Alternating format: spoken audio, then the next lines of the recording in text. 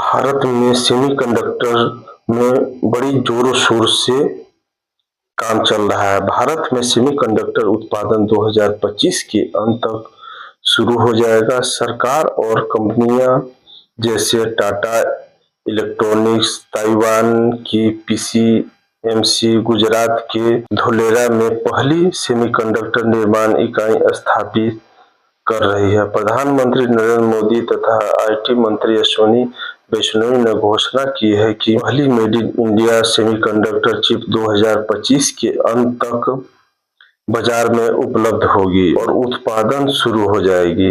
इस प्रोजेक्ट के तहत कई यूनिट का काम चल रहा है और सरकार इसे खास महत्व दे रही है।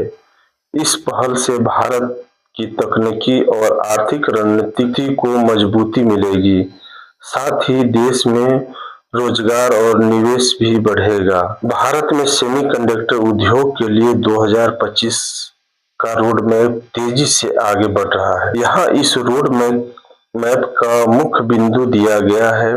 सेमीकंडक्टर का निर्माण प्रारंभ 2025 के अंत तक भारत में पहली made in India semiconductor chip बाजार में आ जाएगी और बड़े स्तर पर उत्पादन शुरू होगा। सरकार ने सेमीकंडक्टर इंडिया मिशन के तहत 76,000 करोड़ का बजट तय किया है। इस योजना के तहत चिप निर्माण, डिस्प्ले, फैब्रिकेशन और डिजाइन यूनिट को प्रोजेक्ट लागत 50% वित्तीय सहयोग दिया जा रहा है। 2025 में 4 नई सेमीकंडक्टर परियोजनाओं को मंजूरी दी गई है, जिससे देश में कुल 10 प्रोजेक्ट हो गए हैं। यह उड़ीसा, पंजाब और आंध्र प्रदेश जैसे कई जगहों पर विकसित हो रहे हैं।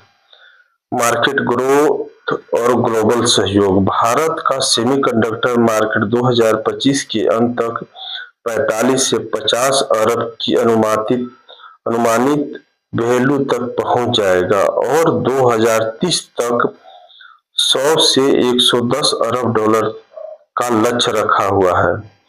विश्व स्तरीय टेक्नोलॉजी हासिल करने के लिए स्मार्ट मैन्युफैक्चरिंग जैसी पहल जारी है। देसी कंपनियां और एमएसएमई को सेमीकंडक्टर डिजाइन के लिए अलग से 1,000 करोड़ रुपया का प्रोत्साहन दिया जा रहा है। सरकार ग्लोबल कंपनियों को भारत में निवेश के लिए आकर्षित कर रही है और युवाओं को प्रशिक्षण देने पर जोर है। सेमीकंडक्टर इंडिया आयोजन 2 से 4 सितंबर को दिल्ली के यशोभूमि में होगा, जिससे 33 देश विशेषज्ञ हिस्सा लेंगे। भारत का फोकस आत्मनिर्भर, नवाचार, वैश्विक सहयोग और निर्यात बढ़ाना